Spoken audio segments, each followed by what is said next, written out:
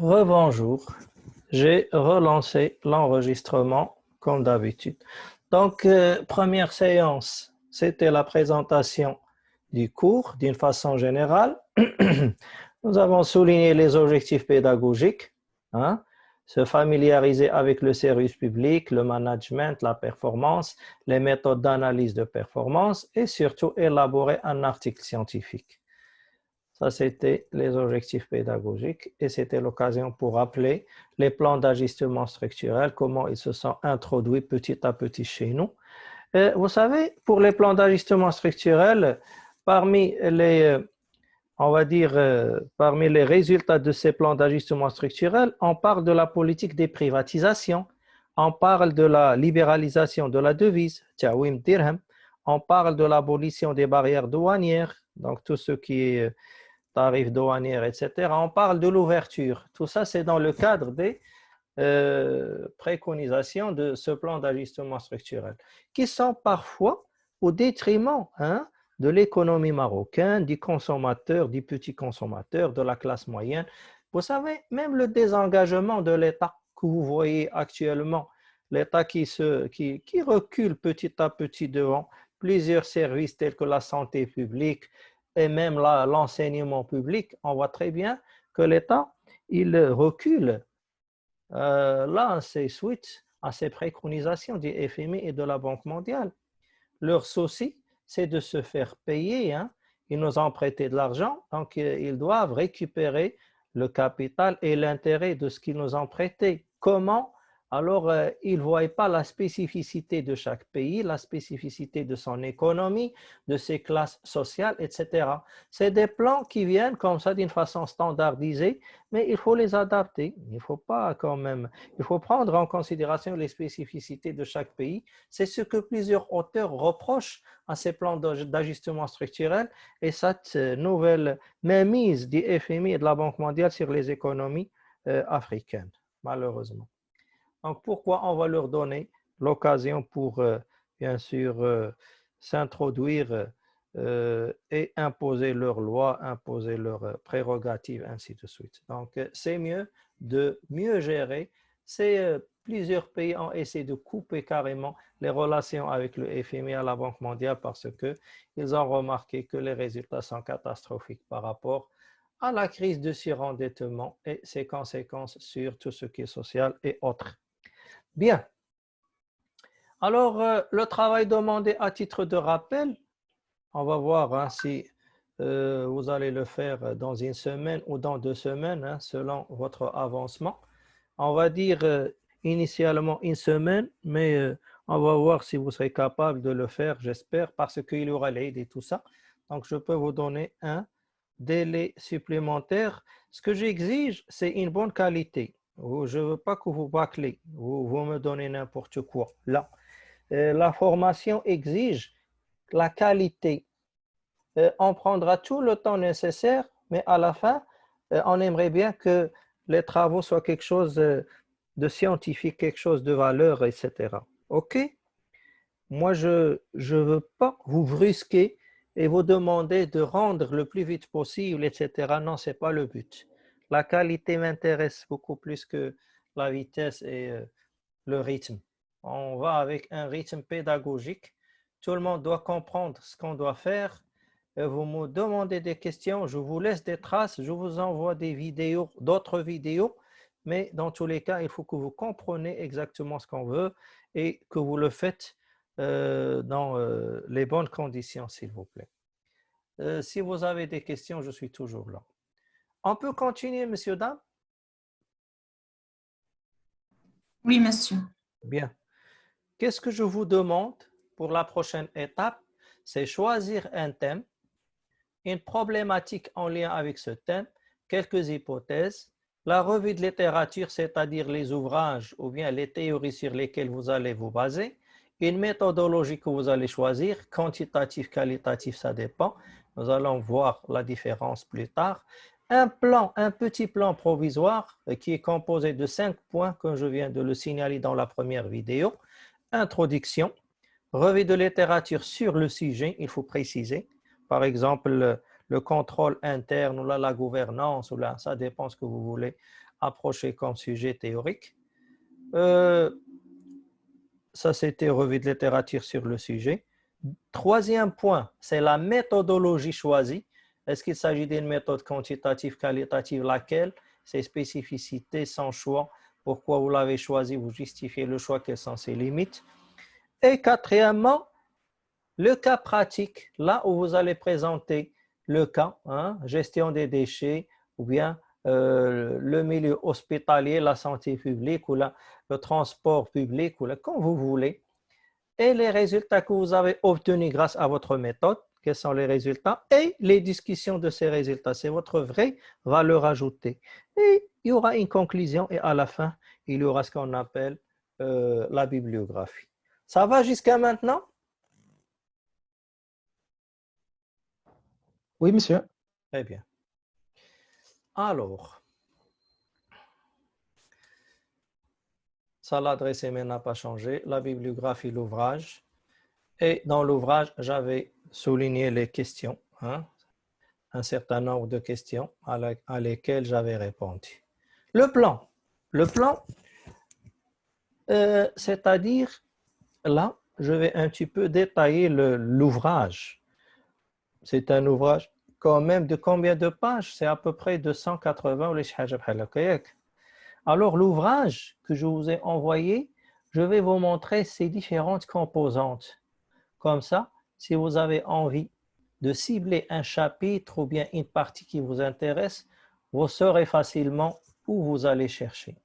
On commence. La première partie, qu'est-ce que vous allez trouver dans l'ouvrage? Bien entendu, il y aura une petite introduction, un résumé. Il y aura l'introduction générale. Il y aura, regardez ici, le plan, c'est le plan que vous devez faire pour une thèse de doctorat ou pour un travail de fin d'études. Tout ça, nous allons le discuter après. Il faut les parties, les chapitres, et ici, c'est un ouvrage. Mais pour vous, vous n'allez pas mettre un pour le travail de fin d'études ou bien pour la thèse de doctorat. Qu'est-ce que vous allez mettre ici, s'il vous plaît, monsieur, dames? J'ai un chapitre, d'accord? Au sein de chapitre, qu'est-ce que je dois avoir? Les sections, monsieur. Les sections. C'est très bien. Concentrez-vous avec moi, s'il vous plaît. C'est très bien. On doit avoir introduction générale, partie, et ici, on doit avoir une introduction partielle, l'introduction de la partie. On doit avoir le chapitre, on doit avoir l'introduction du chapitre sans le préciser. L'introduction, pas besoin de la mettre. Juste un passage introductif dans lequel tu introduis les sections. Section 1, 2, 3, 4, 5, 6. Et ici, vous savez, qu'est-ce qu'on peut avoir au sein de la section? C'est les paragraphes. Très bien, monsieur. Omar, les paragraphes. Alors, il y aura paragraphe 1, paragraphe 2, paragraphe 3. Et vous revenez à la section 7. Est-ce que c'est clair? Ça, c'est au niveau forme. Regardez la suite. Chapitre 2, section et paragraphe. Section, paragraphe, section. Est-ce que c'est clair? Oui, monsieur. Très bien. Vous devez vous adapter par rapport à ça pour les travaux de fin d'études, Inch'Allah. Et même pour la thèse de doctorat. Ça, c'est un ouvrage, donc on peut bien sûr prendre pas mal de renseignements dedans, mais concernant les normes de rédaction, ça, c'est une autre histoire. C'est une autre formation que j'assure aussi au sein de ce cours-là. Quand je vais terminer cette première partie concernant l'ouvrage, je vais attaquer directement la méthodologie de rédaction et je vais vous laisser des vidéos que j'avais déjà enregistrées dans ce sens-là pour vous faciliter la tâche. La première tâche, c'est le travail que j'avais demandé à présenter. Vous savez, c'est clair?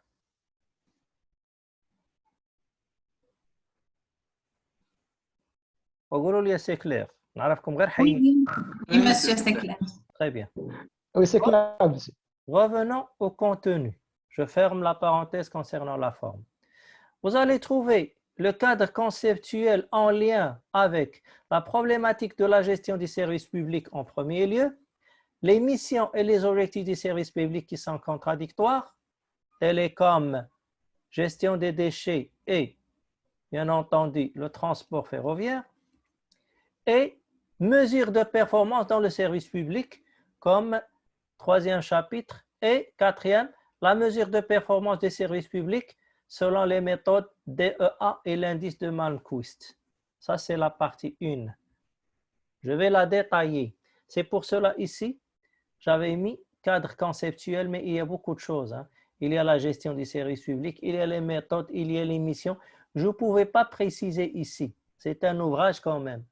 Par contre, pour vous, messieurs, dames, pour le travail de fin d'études, pour la thèse de doctorat, il faut que vous précisez. Partie 1, cadre conceptuel ou bien revue de littérature en lien avec, et vous précisez, le service public et vous devez préciser. Ne laissez pas le titre comme ça standard, s'il vous plaît. Vous savez, dans un ouvrage, c'est mon choix, je peux faire comme je veux, mais pour vous, il y a des exigences, s'il vous plaît. Je peux continuer? Oui, monsieur. Bien. Oui, Alors, monsieur. premier chapitre, vous allez trouver la problématique de la gestion des services publics en Afrique. C'est quoi un service public?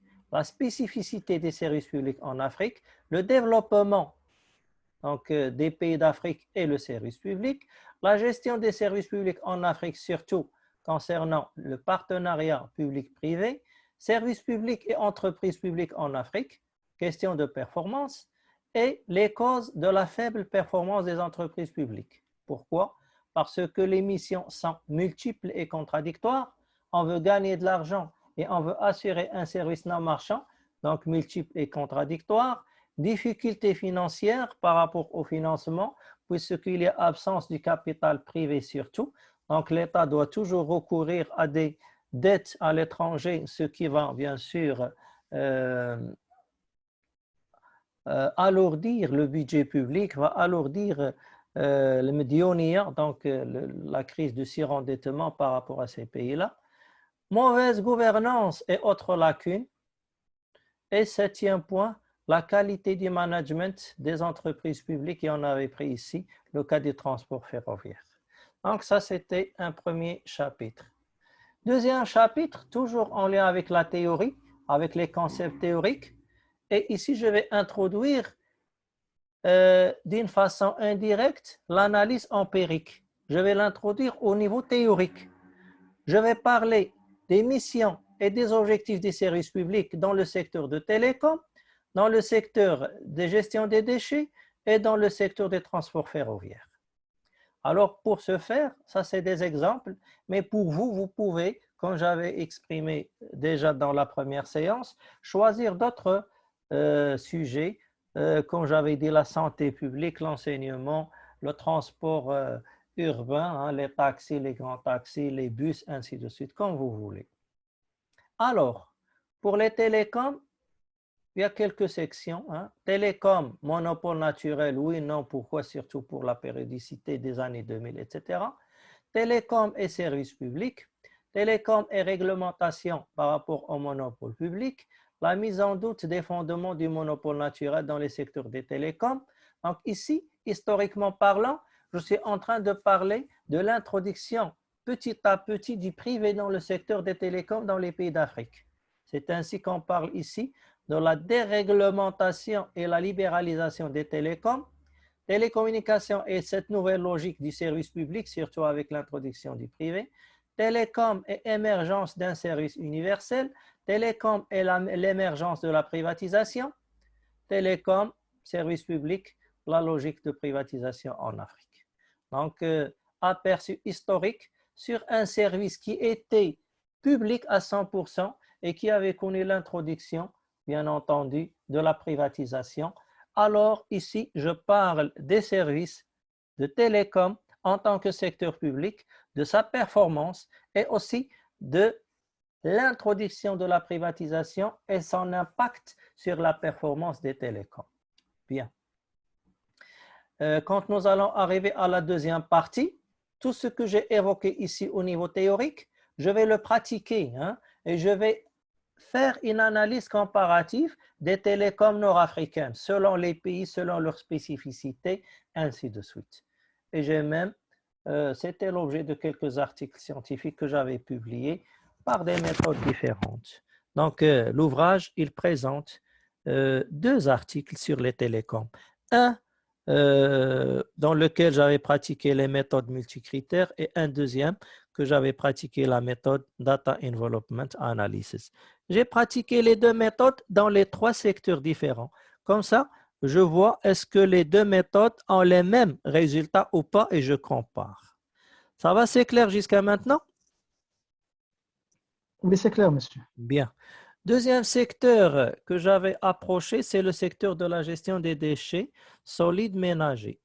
Alors, j'ai parlé d'une façon générale des acteurs et de la réglementation de la gestion des déchets, comment ça se passe en Afrique, au niveau de la collecte, au niveau des moyens de transport de la collecte, du coût de la collecte, du tri, ainsi de suite. Et j'ai spécificité les problèmes au niveau conceptuel que le secteur connaît au Maroc, en Afrique. Et ici, il y aura dans la deuxième partie d'un cas pratique, bien entendu.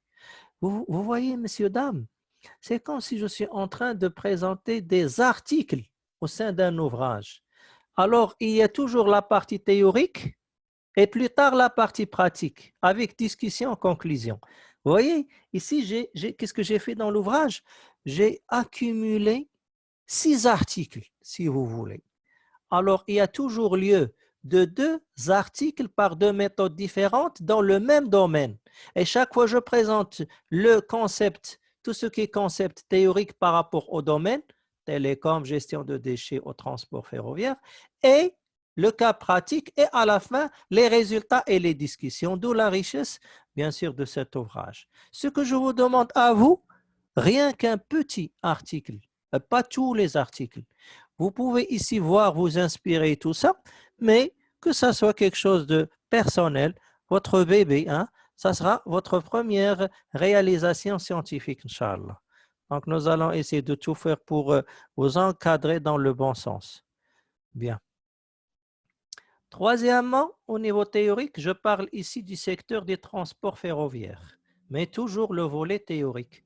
Alors, j'ai la problématique de la gestion et de la rentabilité des entreprises ferroviaires en Afrique, l'évolution des institutions, tout ce qui est règlement, etc., et aussi organisation en lien avec le transport ferroviaire en Afrique, les missions assignées au chemin de fer africain, autre méthode pour améliorer l'efficacité des chemins de fer africains, l'interopérabilité entre le réseau ferroviaire et aussi entre les autres modes de transport tels que la route, les autoroutes, le transport maritime, ainsi de suite. Est-ce qu'il y a une interopérabilité, une certaine complémentarité entre le transport ferroviaire et les autres modes de transport en Afrique? Oui, non, pourquoi? Ainsi de suite. Chapitre 3, là, vous savez ce que je vais faire? Dans ce chapitre, les méthodes que je vais utiliser dans les cas empiriques, je vais les présenter d'une façon théorique. Leurs fondements de base, sur quoi elles sont basées, etc., etc. Et je suis toujours dans la phase, toujours, on va dire, conceptuelle, toujours théorique. Alors, chapitre 3, les mesures de performance des services publics, c'est-à-dire comment peut-on mesurer la performance au sein d'un service public? Les doctrines, les théories, les méthodes, les auteurs, tous ceux qui ont approché le service public, soit en Asie, soit en Europe, en Amérique, en Afrique, etc. Et à partir de ces théories, nous allons nous inspirer pour sortir avec des méthodes et les appliquer pour le cas de l'Afrique. C'est ça ce qu'on appelle la recherche scientifique, monsieur, dame. Dire que Maroc est classé deuxième, troisième, quatrième par rapport à l'Égypte, la Tunisie, la Libye, la Mauritanie dans un secteur donné, pourquoi? Scientifiquement parlant, sur quoi on s'est basé? Les statistiques, les indicateurs, etc. Voilà. Sur quelle méthode nous nous sommes basés pour dire que le Maroc est classé premier, deuxième, troisième, etc. Ça fait? Bien. Alors, pas de questions jusqu'à maintenant, monsieur, dame? Non, monsieur. Est-ce que c'est intéressant ou pas? Et c'est monsieur aussi. Oui, Oui, monsieur, c'est c'est bien très intéressant. intéressant. On essaie de capter le maximum d'informations. Inch'Allah, Inch'Allah. La première séance, elle est toujours comme ça, chaude. Pourquoi? Parce qu'il y a énormément d'informations. Il y a beaucoup de choses, donc respirez, respirez. On est entre amis. Il ne faut pas le prendre comme un calvaire. Il faut le prendre comme un plaisir. Nous allons apprendre quelque chose de nouveau. Nous allons apprendre quelque chose de spécial. Première année et on est là déjà dans la vraie phase de recherche, la vraie phase des travaux doctoraux et tout ça. Soyez enthousiastes, soyez motivés, mais n'ayez pas peur. Hein? Je ne veux pas de stress. Je veux qu'on apprenne dans la joie et la bonne humeur et pas dans la pression. C'est le conseil que je vous donne. C'est vrai, il y a beaucoup d'informations petit à petit. Nous allons nous organiser. Je vous ai envoyé beaucoup de choses, c'est vrai. Je suis en train de les décortiquer petit à petit. Et je ne vais pas passer si vous n'avez pas compris quelque chose. Chaque chose que nous allons maîtriser, ça va me permettre de passer à autre chose. Ça fait? Yalla. Donc, alors, mesure de performance des services publics. Ici, dans ce chapitre, il y aura le service public et la doctrine économique. Définition de la performance, surtout pour le service public, que ce soit entreprise ou autre.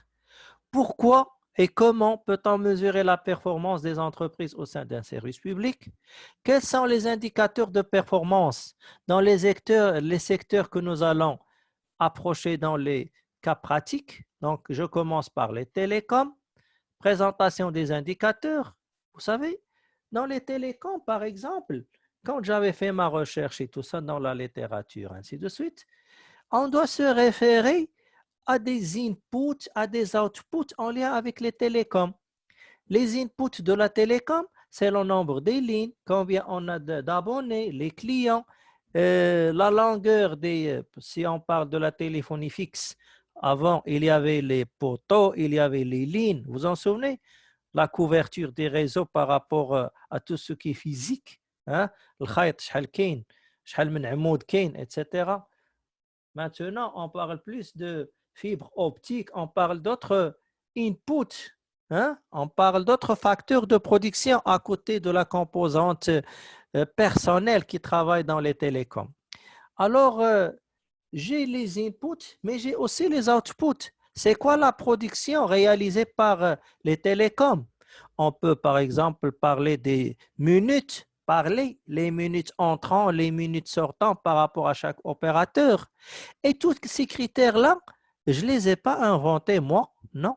J'avais fait de la recherche pour un petit peu voir ce que la littérature stipule dans ce sens-là. Et j'ai trouvé que des spécialistes dans le domaine des télécoms et dans l'analyse des télécoms ont évoqué ces inputs et ces outputs que je vais utiliser comme ingrédients pour mener une analyse de performance dans les télécoms. Ça va toujours, monsieur, dame? Oui, monsieur. Bien. Donc, c'est pour cela, ici, je vais voir le secteur des télécoms et littérature. Quels sont les indicateurs, définition et explication de ces indicateurs, l'analyse des performances dans le secteur des télécoms, revue de littérature, plusieurs auteurs qui ont approché le domaine dans le monde, hein, et pas que dans l'Afrique. Indicateurs de performance maintenant dans le secteur de gestion de déchets, sur quoi je vais me baser pour dire telle région est meilleure à telle région par rapport à la gestion de déchets. Donc, c'est quoi une bonne ou une mauvaise gestion des déchets?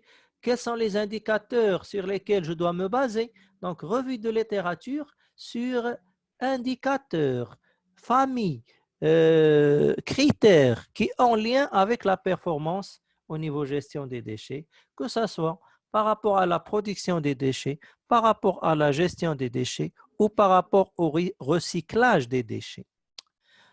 6. J'ai ici le secteur du transport ferroviaire et les indicateurs de performance les plus utilisés dans la littérature dans le monde, en Afrique, en Amérique, en Europe, etc. Donc, un vrai travail de recherche, messieurs, dames. 4. Chauffe. Ici, c'est uniquement les indicateurs. Les indicateurs en lien avec les domaines. Les indicateurs en lien avec la performance. 4, c'est les méthodes. Quelle méthode je vais utiliser? Méthode quantitative, méthode qualitative. Moi, j'avais utilisé des méthodes quantitatives. Donc, chapitre 4, il y en a 2. Vous allez trouver. Regardez. 1 et 2. La section 1, c'est l'approche DEA et l'indice de Malmquist. Data Envelopment Analysis. Donc, c'est une méthode qui est basée sur la transformation des inputs en outputs. On parle de l'efficience technique, c'est-à-dire chaque opérateur, comment il peut, à partir de peu d'inputs, maximiser la production de ses outputs. Il y a aussi, au sein de cette approche DEA, c'est une approche très, très utilisée, surtout dans le secteur public. Donc, il y a l'indice de Malmquist. C'est un indice qui est basé sur 2 composantes. Premièrement, l'effort de management au sein d'un service public. Il y a une partie de la formule mathématique qui représente ce volet-là. Et il y a une autre partie de la formule mathématique qui va nous présenter juste l'effort d'investissement. Et je vais dissocier les deux pour trouver la source, l'origine de la performance dans un service public. Est-ce qu'elle est issue d'un investissement au sein de ce service ou bien à cause d'un effort de management? Donc, les méthodes d'analyse qui sont plus intelligentes, etc. C'est la spécificité de la méthode DEA et de l'analyse basée sur l'indice de Malmquist ou bien Malmquist Index. Alors, je vais présenter la méthode, quels sont ses avantages, quelles sont ses limites, quelques applications dans le monde et dans le secteur public de cette méthode, méthode de l'indice de Malmquist. Et deuxièmement, je vais faire la même chose par rapport à ce que je vais appeler les approches d'aide à la décision, les approches multicritères. Et comme son nom l'indique, ce sont des approches qui sont basées sur plusieurs critères. Je compare un opérateur par rapport à un autre, mais sur plusieurs critères. Qui domine qui? Est-ce que je suis dominé ou au contraire, c'est moi qui domine? Donc, il y aura des flux entrants, des flux sortants pour avoir des flux nets à la fin et pour dire que tel opérateur domine tel opérateur par rapport à un critère donné, par rapport à une famille de critères donnés, ainsi de suite. Bientôt, nous allons voir tout ça avec des pratiques, avec des cas pratiques, que ce soit la méthode Electre, Prométhée ou Judges, qui sont des méthodes que je vais appliquer soit dans les télécoms ou les chemins de fer, etc. Alors, je continue toujours par rapport aux méthodes multicritères, quelques applications, revues de littérature de ces méthodes, pourquoi je vais choisir cette méthode, justifier le choix des méthodes, quelles sont les limites des méthodes multicritères et quelle est la relation entre les deux, entre 1 et 2, entre la Data Envelopment Analysis et entre les méthodes d'aide à la décision, les méthodes multicritères. Voilà. Et je vais plus me focaliser sur la méthode Prométhée. C'est une méthode parmi autres méthodes multicritères qui utilisent les seuils d'indifférence, de préférence, et je vais les vulgariser dans les cas pratiques que nous allons voir ici dans la partie numéro 2 que je vais lancer après la deuxième réunion. Est-ce que vous avez des questions jusqu'à maintenant par rapport à cette première partie?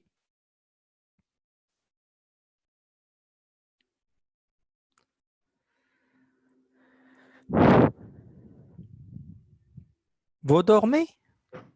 Non, monsieur, Non, nous sommes présents. monsieur. C'est à propos des indicateurs. Ces indicateurs sont-ils universels ou locaux? Universel, monsieur.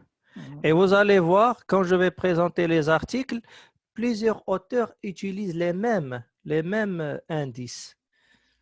Donc, ce sont des spécialistes dans les domaines. Il y en a des spécialistes dans les chemins de fer, les spécialistes dans la gestion hospitalière, par exemple, quand j'avais approché la gestion des déchets, je me suis référé à un spécialiste dans la gestion hospitalière qui m'a fourni les statistiques concernant la gestion des déchets, le recyclage, etc.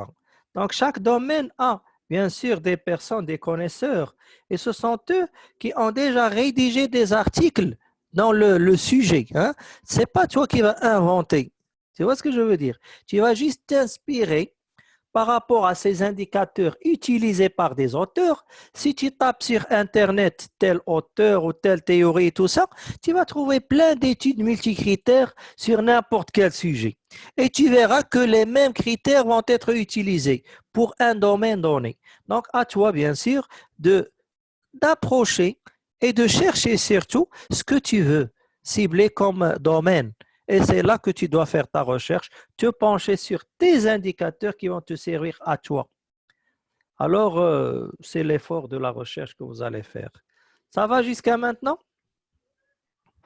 Oui, ça va, monsieur. Bien. Donc, je vais m'arrêter par rapport à l'enregistrement à cette partie-là pour relancer une dernière séance, la dernière, avec un autre enregistrement et je vais vous laisser la traçabilité. C'est bon? D'accord, monsieur. Oui. C'est bon, monsieur. À tout de suite. Prenez une pause le temps que j'enregistre. Merci beaucoup, monsieur. Je vous en prie.